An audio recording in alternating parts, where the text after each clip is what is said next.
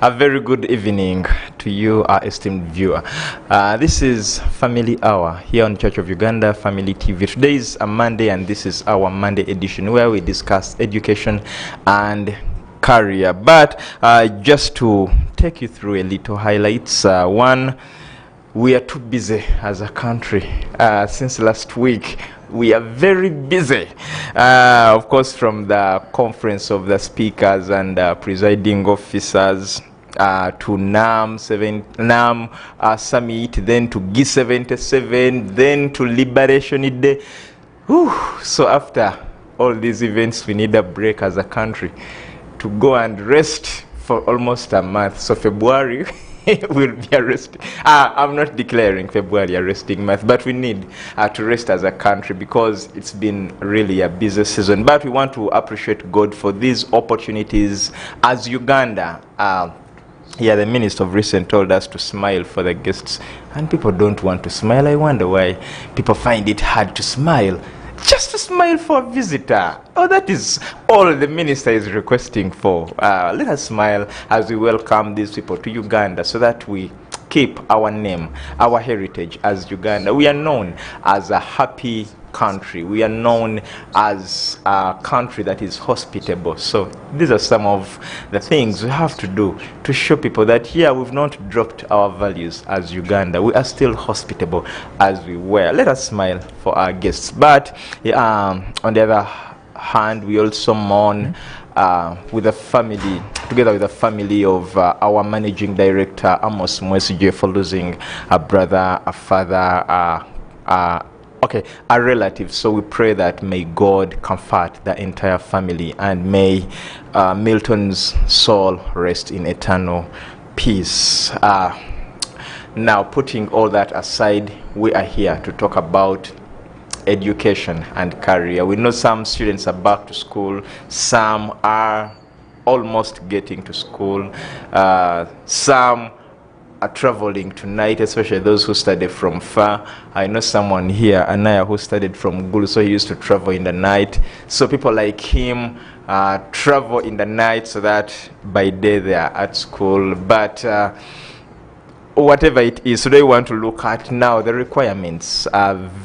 We've seen alarming requirement sheets. Very many parents have gone to schools and have been given requirement sheets that are shocking. You look at a requirement sheet and you're like, am I starting a stationery? Am I starting a hardware? Am I starting, or sometimes our children are expelled from school and they are told to bring a lot of stuff, 10 bags of cement or 6 rolls of barbed wire and things of a like. We want to look at their importance and their validity.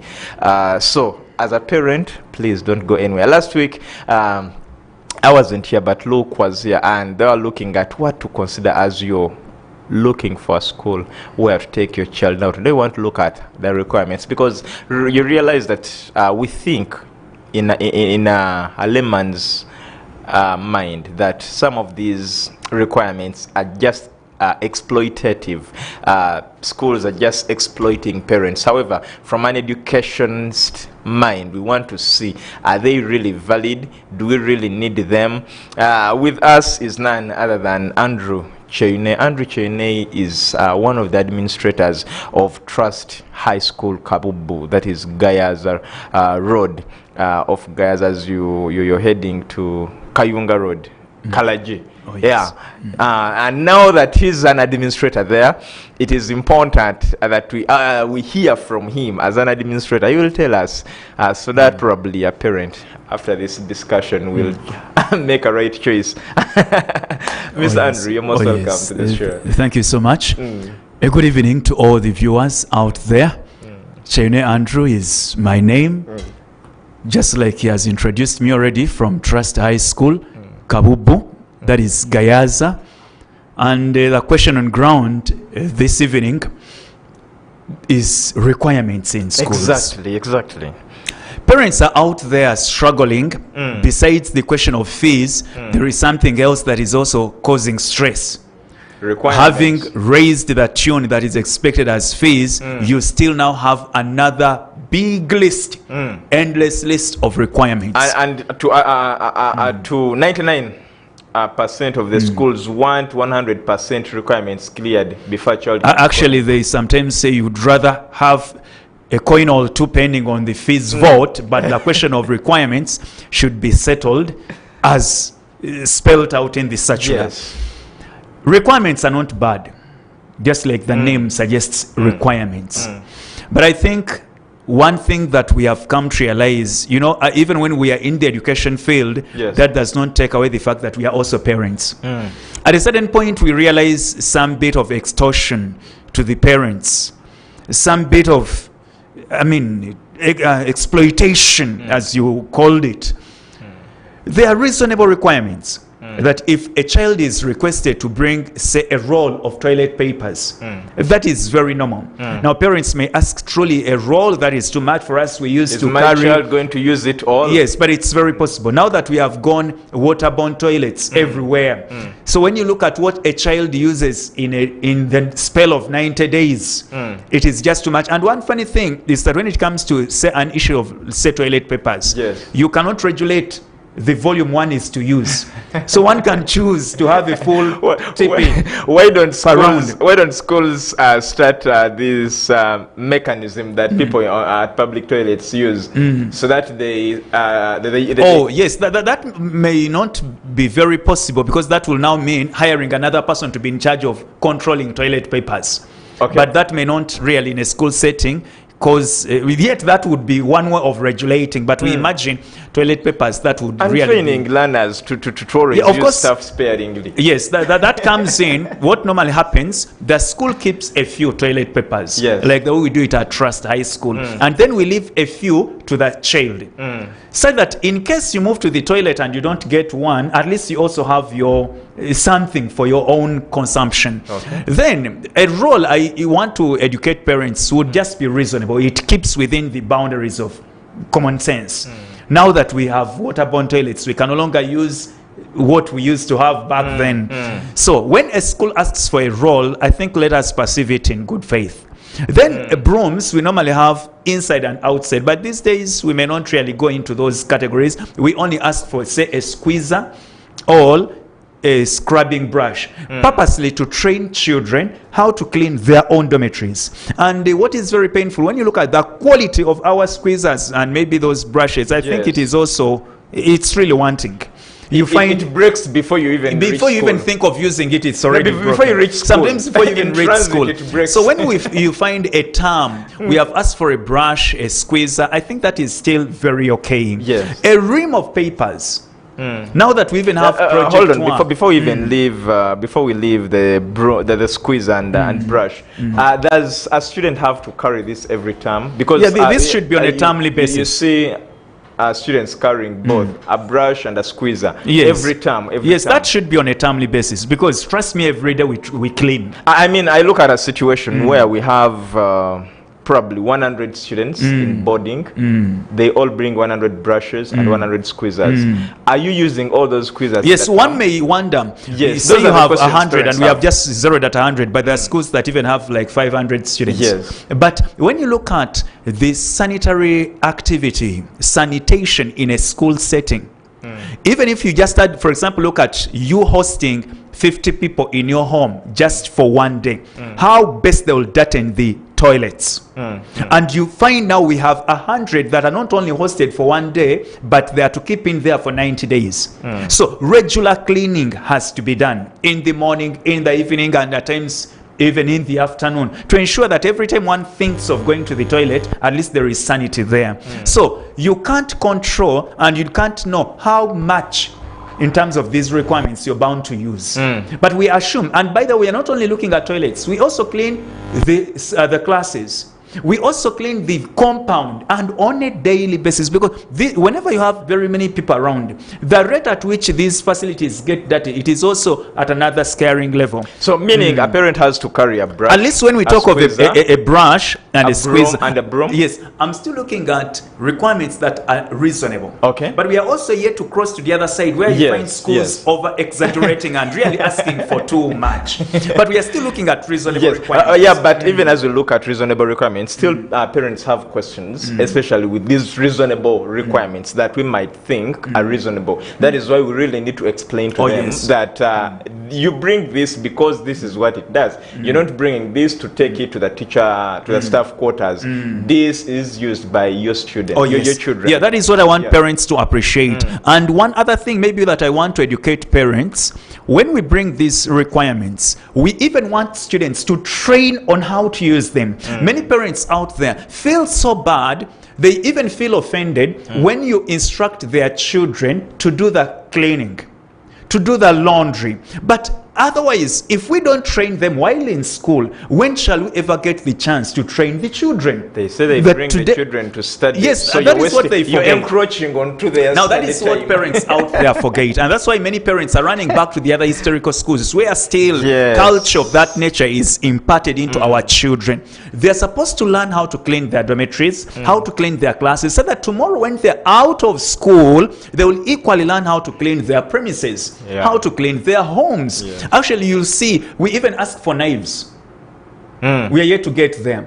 But the whole essence is these girls should train on how to peel. Otherwise, when you don't do it while still in school, do you have to first get to university or to first get married to learn how to peel? Parents, it's very embarrassing finding a child of senior 5 cannot even peel. And painfully, you find them in holidays being taken to the so-called Bisakate. Otherwise, this should be elementary training done at home. By the time you get to senior 3, a girl child should ably cook. So we ask for, say, knives, and the child is to really own a piece, so that when it comes to a given day, it may not be on a daily basis, but we can say every Saturday, girls are to peel. And even when they are to peel, we can say today it's class A, tomorrow it's class B. And these are some of the morals and practices we promote at Trust High School. The question now is on the storage of these knives, because I smell danger. Suicide and danger. Yes, and actually, when we say bring the knives, they don't keep them. They are kept with the school authority. We have someone purely in charge. We can never risk to have children keep some of these items. Are they labeled that, for example, Mokalazi has brought? No. What we do, we may not go into details of labeling, but once we say these are all knives, they may not have uniqueness. Whichever you pick, and we say today it's the activity of peeling. So that is still one of the requirements. Then we have schools that will ask for slashers. Yes. And pangas at times, but some of these things are brought once in a year, or once, when you're a beginner, we say you'll carry a slasher. A fresh student, say at senior 5 level, senior 1, so that we also later go to the garden and practice, or even do the slashing. Although now things, you'll find this a bit outdated, that we have machines we use when it comes to slashing, and we no longer do the other physical slashing, but it was partly a practice to also teach the learners. My only concern, we have gone through, like we talked about the RIM, where students do a lot of project work, do a lot of assignments, tests and exams, and you find in a term, even if a child is to use 70 papers, you'll not go to a shop to say, I only want 70 papers. You have to bring. Basically, it will be a RIM. And what parents at times forget, you're looking at a school with 200 students, but not every child will bring. That is now the other ugly part of the story. Now, the parent will say, how is that possible? Why is it that the other child who has not brought a RIM is using my child's RIM? Yeah, some of those questions come in, but we don't promote that kind of selfishness. Because how would you feel having paid fees? You have even labored to pay bring some of the requirements, but you only failed out on the RIM. And I say, please go back, because you need to bring a RIM. And by the way, there are schools that have such practices. The parent has labored to pay almost 3/4, if not all the needed items, but has only forgotten one item. And you're saying, we are not clearing you because you have failed to bring a RIM. I think parents and school managers out there, let us really be parents, let us be human beings and humanitarian. A parent, because as we are addressing and as we are receiving your children, we are equally parents. Once I fail to bring out a rim, yes, I can sort it out. Next time I'm back to school, say on visitation day, I'll sort it out. And we may not penalize the child when it comes to an exam that your father didn't bring a rim, therefore you're not going to use papers. No, we shall use whatever is available. Yes, it is possible. And then a parent still will ask that then what happens? They have used all the rooms that were brought, and then probably at the end of the term, as a parent comes to pick this child, they bring the rims they had not paid in the course of the term. What happens with these rims? Because that is now where the other allegation comes in, that very many of you have stationaries, so as the term closes, you bring a car, you bring trucks, back, toilet papers. You know, one thing we must also appreciate, painfully to mention, that a school, even when it is at the forefront of providing service, but what is not mentioned, a school is a business. Yes. That is what people don't want to face, and that is the perfect reality. So if I asked these children to bring rims, and maybe out of 100 expected, we have used 70 and the other 30 have remained. Perhaps that can be carried forward for next term usage. But if I'm the director and I've carried some 10 home, maybe I've even donated elsewhere, it would be of no harm. Like I used to give, like a trust, I would give, if I remain with the rim too, to the nearby police station to be used for that community service, or I would even donate to the church a rim or two.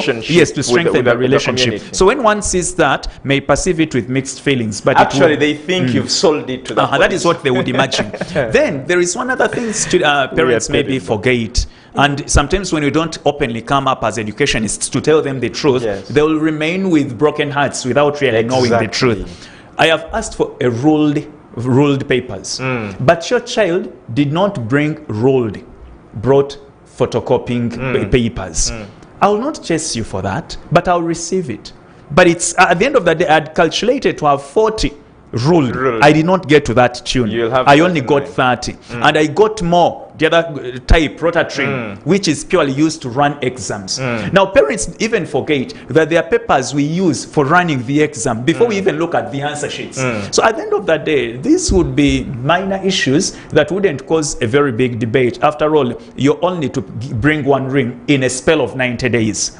My concern, and where I want to come in and maybe share the pain parents carry to all the other school managers out there, there are these other items apart from the school vote that appear funny, and maybe one would say some bit of cheating is seen. I have entered a school, I've paid admission, say of 100,000. That would perhaps be okay, because I'm being admitted in a school where some facility is already established. I am paying fees for the service that is to later be rendered. But on top of that, you find schools have ended up designing some professional theft. I've just created that kind of a word. Talking about professional theft, actually, we are going to discuss that in details. Because you remember, even as the Ministry of Education and Sports came up, together with the Parliament of Uganda, they brought they were bringing a school fees policy and creating a cap, which cap was actually eliminating some of these things like development fee, computer lab fee, science lab fee, and all that. So you realize that probably they had smelled something wrong with some of these professional theft. You're talking about. We are taking a short commercial. Something should really be. Let's take a short commercial break. When we return, we are going to start with now the professional theft you talked about. Stick with us.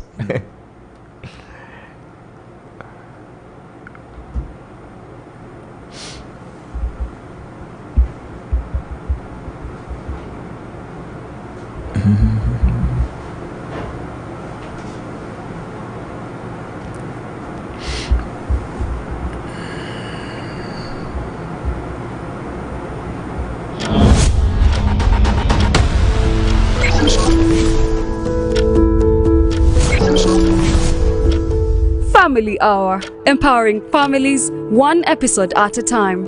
Together, we build strong, healthy, and thriving families with our daily dose of inspiration and expert insights on topics that matter, like education and career growth. Education deals with the minds of our younger children. We want to see role model schools. Family health. Well, the public is advised to follow the Ministry of Health guidelines. Finance and wealth. As the government, as the parliament, we can plug those gaps so that the money that we collect from the wananchi give value to the wananchi. Leadership and governance. Leadership, I think, requires unity, people being united to accomplish an objective. Not forgetting parenting. For those of us that have children, depending on the level of intimacy, I think it's important to show your children the type of relationship you have. Catch more of this every Monday to Friday at 9 p.m.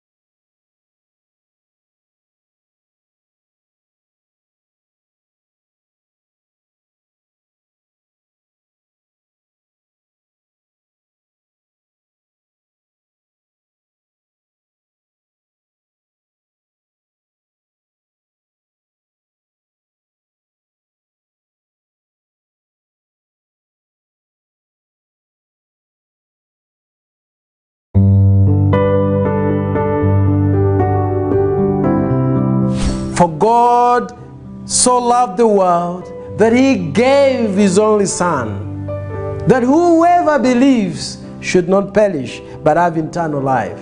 Because once Christ warns about something, it calls for attention as believers. When God warns us about something, it means that we are susceptible to it. Finally, be strong in the Lord and in the strength of his might. Put on the whole armor of God, that you may be able to stand against the schemes of the devil.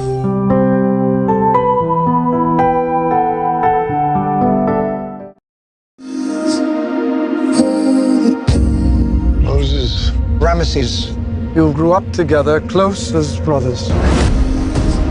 Remember the prophecy.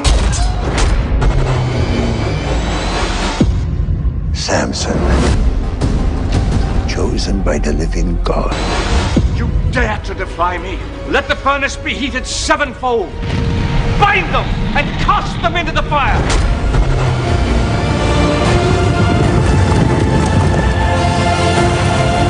It begins.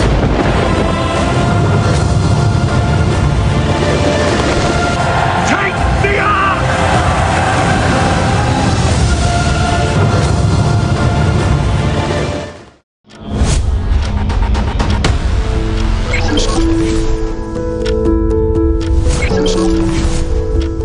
Family Hour, empowering families one episode at a time. Together, we build strong, healthy, and thriving families with our daily dose of inspiration and expert insights on topics that matter, like education and career growth. Education deals with the minds of our younger children. We want to see role model schools. Family health. So the public is advised to follow the Ministry of Health guidelines. Finance and wealth. As the government, as the parliament, we can plug those gaps so that the money that we collect from the Wananchi give value to the Wananchi. Leadership and governance. Leadership, I think, requires unity, people being united to accomplish an objective. Not forgetting parenting. For those of us that have children, depending on the level of intimacy, I think it's important to show your children the type of relationship you have. Catch more of this every Monday to Friday at 9 p.m.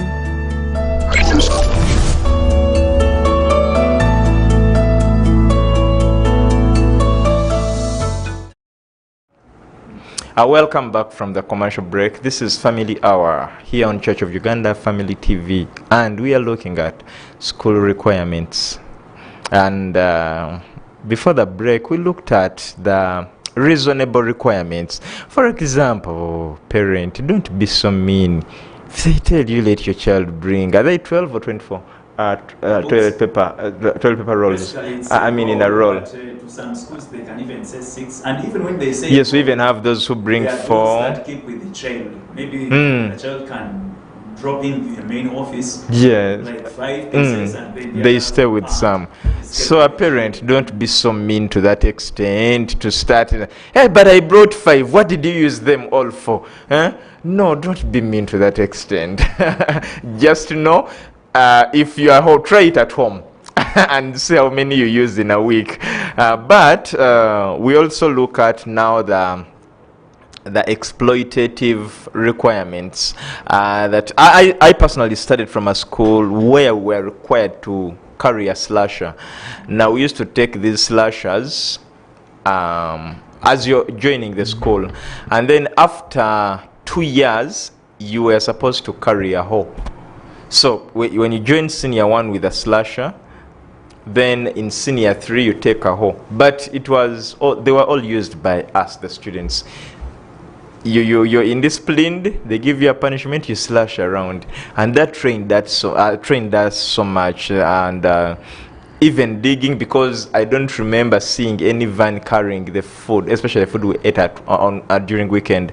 Saturday and Sunday we used to go to the school garden, uproot this cassava, uproot these potatoes, and all was done by students using the hose that we are taking to school. But before the break, we promised that we come back with now the professional theft in requirements. Mr. Chaine. Oh yes. We come back now. Tell us about the professional theft. Well, I've given it that kind of name, but I feel there is some kind of exploitation. And the school managers, maybe we need to put a few things right. It is professional. Yeah, it's done professionally, yes. And the parent swallows it painfully, exactly. But may not have any other room for argument. To associate with a particular school. Now, I was looking at a situation where I've already paid admission. Yes. And yes, I accept I've been admitted in this school where there is already some established infrastructure. And maybe I ought to contribute a coin to that already existing infrastructure, and maybe for even further improvement. Then I pay fees for maybe the services that are equally bound to be given to the child throughout the 90 days. But now here comes in a scenario where on top of that, I'm now paying development fee. And what is painful, you find this development fee is to be paid termly. Now, I don't know why I should pay to develop what is already into existence. I thought this would equally be embedded in the fees. But then I say, fine, maybe there is a program of putting up a better building, maybe even buying a van, even renovation. I swallow that pain and I pay, say, 50,000. Let me first demand for a school van. I studied in one of the schools and we contributed money for a school van. Up to now, the school van is not there. I'm going back for my... Well, I appreciate, I know the pain, but maybe what parents at times forget, we may be paying 50,000 for a van. But when you look at what it costs to buy, say, say, a school bus. And when you look at, say, I have 300 students and each is paying 50,000, trust me, in a term, that may never buy a bus, even if those coins were to be put together. So I may need almost a year putting on the other vote some coin aside just to raise for the vote of the school. I was in bus. senior one. Yes, you may find your paid it in senior one. There could have been some challenges here and there, but there are schools that genuinely do it, you contribute, and at the end of the course, you see really the van is there, and that would be okay. But then when it becomes a route, I mean, a termly payment, it carries so many other questions in there. Then, besides that, there is something they have even now brought in, functional fees. Yes. Now you wonder, what are these? Because literally, our parents I have paid used fees to know. use a functioning lab. I have paid fees to use a functioning classroom. I mean, functioning everything. That's why it's called a school, and I must really contribute. Yes. But now there is they design a certain tune, and they call it functional fees. Now you really pay for it. They will say we are supposed to do practicals, we are supposed to do this and this, but you really feel that fee is not genuine. Then when it comes to the senior fours, they bring in the element of facilitation fee, which is paid also termly. Facilitation, to bring in facilitators. And then you wonder, why did the parent pay fees when even facilitation alone attracts a different amount? I think parents and the school managers, there is something to put right. Some of these exorbitant fees is really uncalled for. You'd rather tell the parent that you're paying 1.2, I'll pay it. And maybe if I'm a new student, then I'll dance to the tune of admission fee and maybe development fee. But when you later bring in these other sugar-coated fees, I think that is where all parents should wake up and we say, no, this is too much. And trust me, at Trust High School, no, I think I cannot allow such it to really happen. If it is fees, it is fees. All right? And fees is to cater for all those other services that are to be rendered. Then it's upon me to design my budget that on the collected amount, this is to cater for practicals, this is to cater for this. However, there are elements, so we want children to be taught some special skills, say baking, carpentry, like we do it at Trust. Maybe we need to have children get some special on top of the biology, chemistry that is done in the day-to-day running of the school. But I feel by the end of the term, a child should have an acquired skill. And maybe we ask for some 30,000. But when schools talk of 200, 100, then we have also a habit of trips. I mean, can't this be all incorporated into the school fees? For example, if you tell me we are paying 1.6, I'm just giving an example.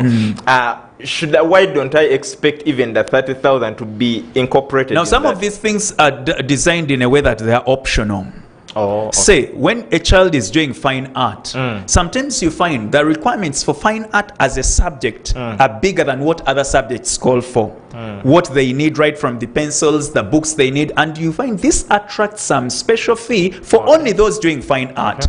Those offering computer for regular computer maintenance and those services, we buy CDs, the printers, the papers we use, you find it attracts some extra coin. But I feel even when it attracts an extra coin, let it be within the boundaries of common sense. But when it comes to 200,000, then after all that is sorted, there comes another endless story of trips. The biology teacher has designed a trip. The history teacher has designed a trip. Geography also has fieldwork excursion. And each is asking, by the time we used to carry out this, it would maybe go for 10,000, 15. Today, the lowest you can pay is 50, 60. And painfully, even to the kindergarten babies, you find they're supposed to go for a trip. At one time, I was very bitter. I was very bitter. Sometimes the parents also request for them. They request for them. But I think when school managers are designing this, where do you take a child of baby class? And even when you have designed a trip to excite them, I agree. But look at the distance. Last time I had very, very serious battles with most of the school managers.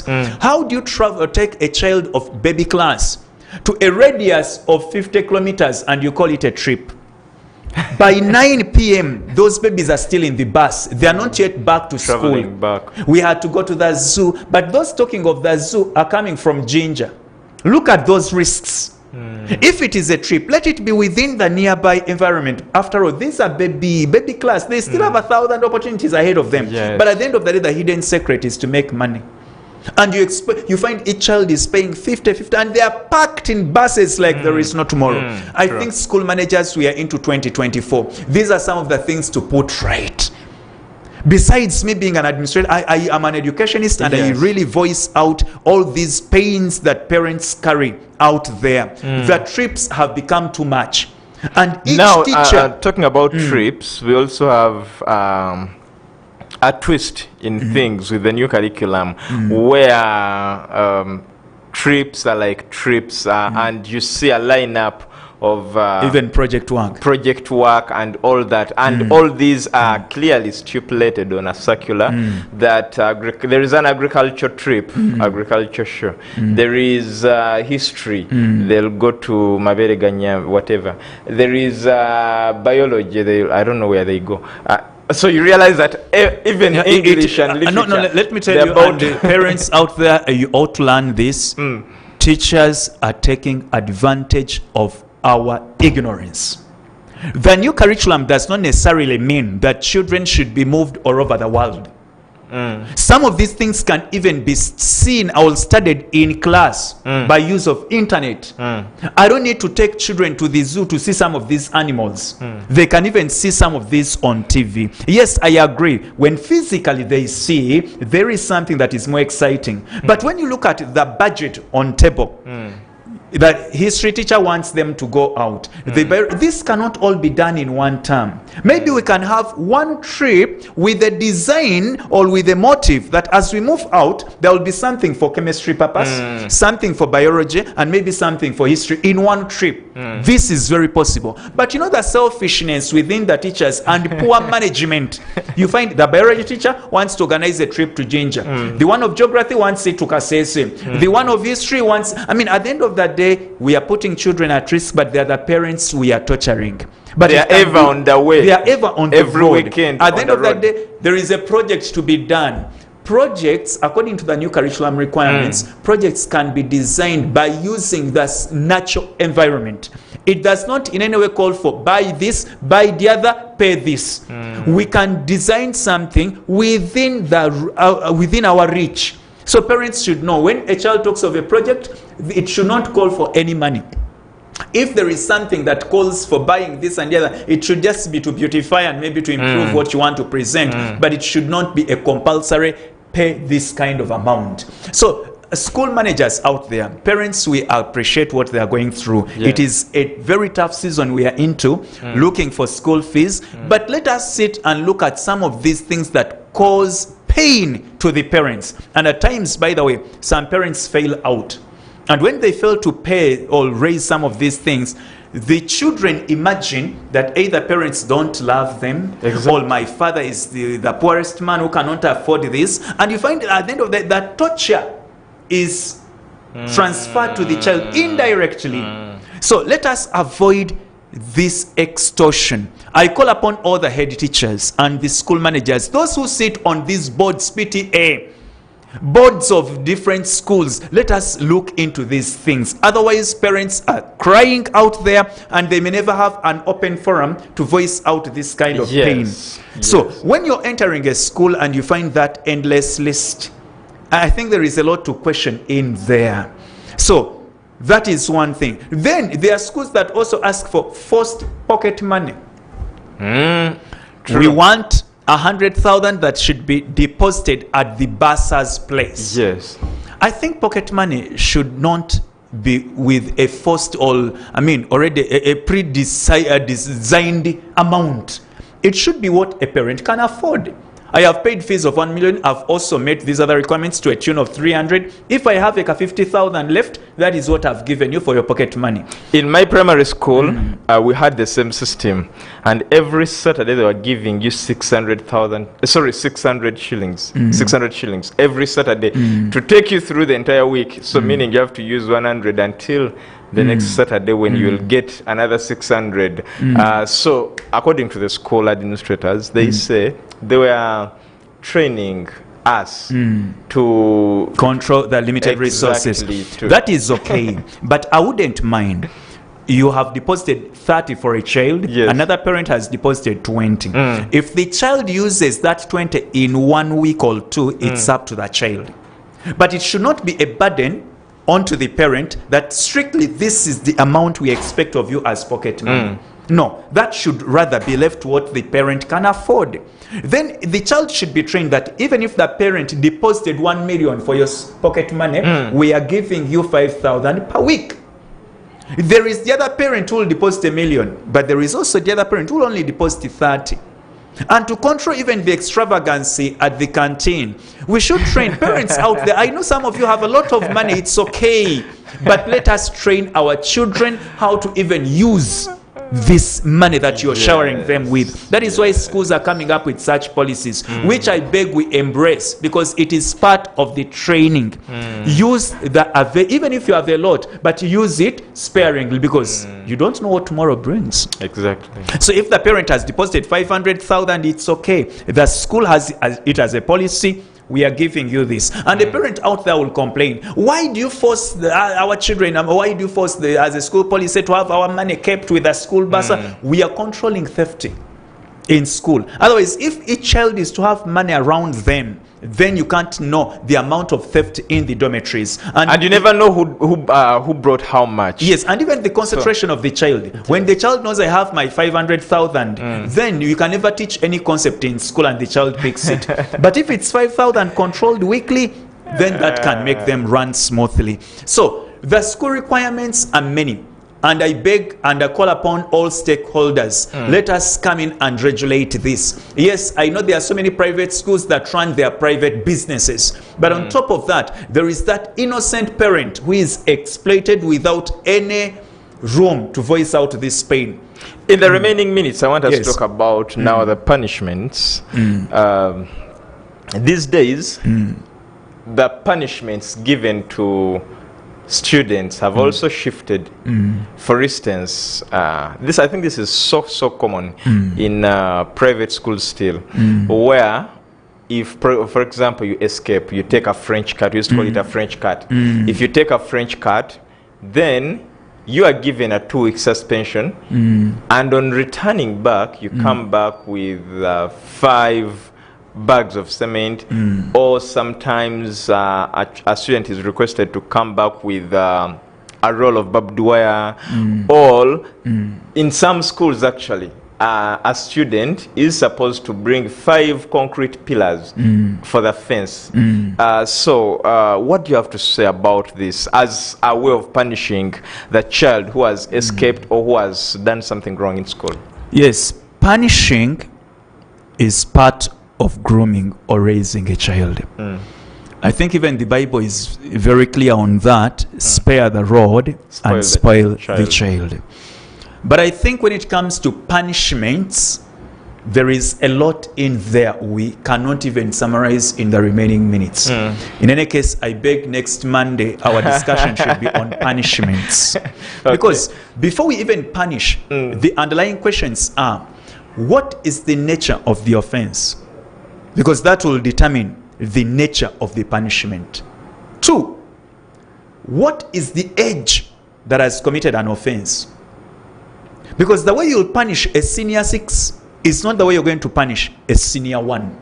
But the school rules and regulations are clear. The moment you do this, this is the repercussion. Then 2, the age range. The size of the person who has committed an offense. Those are all serious issues. Now I realize this. I realize this is so serious. Yes, that is how big it is. For example, let me look at the age or the size. Yes. A senior 1 was got dodging a lesson in a dormitory or staying in the dormitory with a senior 6. And we say they are all going to be given at least 3 strokes of a cane. But the size and the strength of the 3 canes will also vary depending on the size of the students we are caning. The strength used in caning a senior 6 who is a fully grown up boy may not be the strength used in caning the little one of senior 1. But there is a proverb in Luganda that says akacha mama mera wokagolola kamenyeka bumenyese. I look at this child who you're going to cane sparingly, and then they think me, I'm a baby, this is how they will treat No, I'm not saying it should be done with this mindset that this is a baby. No, but I mean the one you're punishing, you take that man. Yes, I've only used the example of a stroke of a cane, but it could also vary and is maybe stretch into other punishments. Yes. Like we say, you're all going to dig. But the size or the piece to be dug by a senior 6 may not be the same piece cleared by a senior 1. Because of the size, I'm only looking at that's why I said that. I mean, this is a very big talk that I don't want us to unveil. Let us promise our viewers that next week Monday we are going to talk about this. But just in a few words, are these really viable carrybacks that parents are supposed to be engaged in? For example, your child escapes and then you have to buy the 5 bags of cement. Yes, when we get to those exaggerated punishments, because school managers, you ought to understand, there are times when you're not punishing the child. When it ceases to be the child being punished, and in this case, it's the parent being punished, but it becomes inevitable. Now, the child has the Luganda escaped. proverb says, "Azale chibya chiwongere."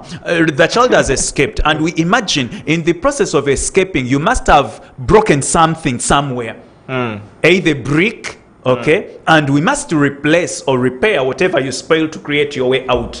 But now this child is supposed to pay, say, 3 bags of cement, all 2. But where schools lose it is to take this as now an advantage that we must have our store full of cement. Whoever is got escaping, 5 bags of cement. And you find there were 50 students who are got escaping who could have all used the same escape route, but each is to carry 5 bags of cement. At the end of that day, 50 students times the 5 bags of cement, we really have our store full. I think at times we need to be very considerate. The child you're pushing home to bring the 5 bags, it is in this case the parent to buy. So the parent who paid his fees is now going to buy more other 5 bags of cement. I think it should be that yes, you escaped. We want you to have a bag of cement. We are only pushing you home to also notify the parent that whereas you brought this child, I think the child is disappointing both the school and the parent. Let us work together in grooming the child right. So every time parents, we send children back to school, rather back home, we are only sending a signal, we are only calling upon you that the child is misbehaving. You must also be in the know, because next time the child will escape and maybe will be knocked down by a car. So we want to work together. Every time we call upon a parent, we just want to work together. The only pain is that parents, you never want to cooperate with the school authorities. That is now another tale, another talk, because it is also broad, and we shall still talk about why parents really don't want to cooperate with school authorities, yet they have entrusted them with their children. But in less than a minute, as we wind up this discussion, how prepared is Trust High School Kabubu to receive students this time? Actually, as a matter of fact, our offices are open from Monday to Saturday, from 8 a.m. to 5 p.m. ready to receive parents, and more so the girl child, because our target this year in a special way is to promote the girl child. So the parents out there, please feel free to come to Trust High School, that is in Gayaza, Kabubu specifically. When you get in Gayaza, you can get the directions to that village called Kabubu. That is where you'll find our beautiful school called Trust High School. Give us a chance. Trust us with your child. We aim at raising an all-round child who will then later become an important citizen. We take the child through all the dynamics of life, not only academics, but what even makes someone an important citizen. That is our belief. We believe in holistic education. I'm Chene Andrew. In case you need to speak to me, feel free to call on 0706 28 1566. 0706 28 1566. Apart from handling matters of Trust High School, I do guidance and counseling. I teach teachers and all the other school administrators on matters of school management. Thank you so much, Mr. Chini, and thank you so much to you, our viewer. Thank you so much for keeping it on Church of Uganda Family TV. This was the Family Hour. Now, tomorrow in the morning from 6:45, the Archbishop of the Church of Uganda is having his special pastoral visit to Equity Bank Church House. So we shall have a live broadcast. Now that means Good Morning Family will come a bit later after the service, that is around 7:45. Therefore, remember to wake up with Obuwanguzi Mukusaba and very many other programs that you are going to follow with us here on Church of Uganda Family TV. Today, I remain Edwin Austin Mukalazi. I've worked with Tonena. People who think he doesn't speak. He speaks. He also does camera work. Have yourselves a good night from the entire team. We meet again next tomorrow.